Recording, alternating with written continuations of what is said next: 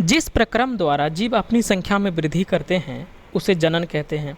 जीवों में जनन मुख्यतः दो तरीके से संपन्न होता है, अलैंगिक जनन और लैंगिक जनन। अलैंगिक जनन से पैदा होने वाली संतानें आनुवांशिक गुणों में ठीक जनकों की तरह होती हैं, क्योंकि इसमें युग्मकों का संकलन नहीं होता है। जनन की उस विधि को जिसमें दो भिन्न लिंग अर्थात नर और मादा भाग लेते हैं उसे लैंगिक जनन कहते हैं। जीवों में अलैंगिक जनन कई विधियों से होता है। अभी हम लोग पढ़ने वाले हैं अब अमीबा में द्विविभाजन और ईस्ट में मुकुलन। चलिए हम आपको स्लाइड में दिखाते हैं कि इसका अध्ययन से हमें क्या पता चलता है। तो दो स्लाइड है हमारे पास, अमीबा में द्विविभाजन का और ईस्ट में मुकुलन का। ये द्विविभाजन अमीबा में जो होता है या ईस्ट में मुकुलन होता है, इसको हम लोग अलैंगिक जनन की सामान्य विधि कहते हैं। तो अमीबा में द्विविभाजन को जानने से पहले अमीबा के बारे में कुछ रोचक बातें हम लोग जान लेते हैं। जीवित अमीबा बहुत ही सूक्ष्म होता है, अत्यंत सरल प्रकार का एक प्रोटोजोआ है। इसकी अधिकांश प्रजातियां नदियों, तालाबों, मीठे पानी के झीलों, पोखरों, नदी के गड्ढों आदि में पाई जाती है। कुछ संबंधित जातियां महत्वपूर्ण परजीवी और रोगकारी भी होते हैं। संरचना में यह जीव रस के छोटे ढेर जैसा होता है, जिसका आकार निरंतर धीरे धीरे बदलता रहता है। अमीबा की चलन प्रक्रिया बड़ी रोचक होती है।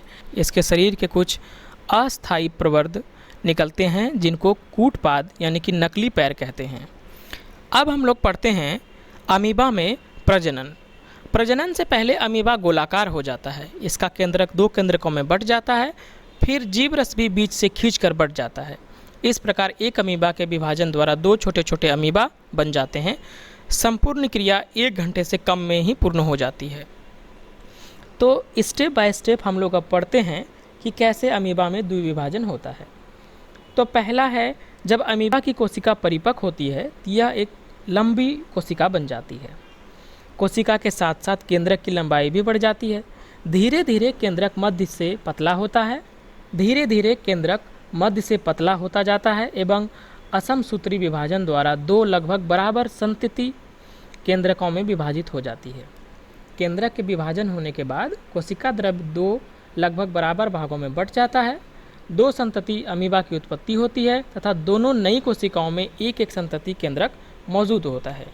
तो ये था हमारा अमीबा में द्विविभाजन। अब हम लोग पढ़ेंगे ईस्ट में मुकुलन यानी कि बर्डिंग इन ईस्ट। तो इससे पहले हम आपको ईस्ट के बारे में कुछ रोचक जानकारी बता देते हैं। क्या आप जानते हैं कि ईस्ट को हिंदी में खमीर कहते हैं? खमीर एक कवक है। पहले इसे फूल विहीन पौधे की श्रेणी में रखा जाता था। ईस्ट का प्रयोग हम लोग आम जीवन में भी करते हैं, जैसे कि पाव रोटी आप खाते ही हैं, तो पाव रोटी को बनाने में ईस्ट का बहुत बड़ा योगदान होता है। मदिरा और औषधि में भी इसका व्यवहार प्राचीन काल से होता रहा है। कुछ बीमारियों में जैसे कोष्ठबद्धता, चर्म रोग, जठरांत्र रोग, इन सभी में ईस्ट के लाभकारी सिद्ध होने का दावा किया जाता रहा है। अब हम लोग पढ़ते हैं कि ईस्ट में मुकुलन कैसे होता है। तो सबसे पहले ईस्ट कोशिका गोलाकार या अंडाकार हो जाती है। जब इसकी कोशिका परिपक्व हो जाती हैं तो इसके शरीर के किसी भी भाग से एक या एक से ज़्यादा बल्ब रूपी उभार निकलता है।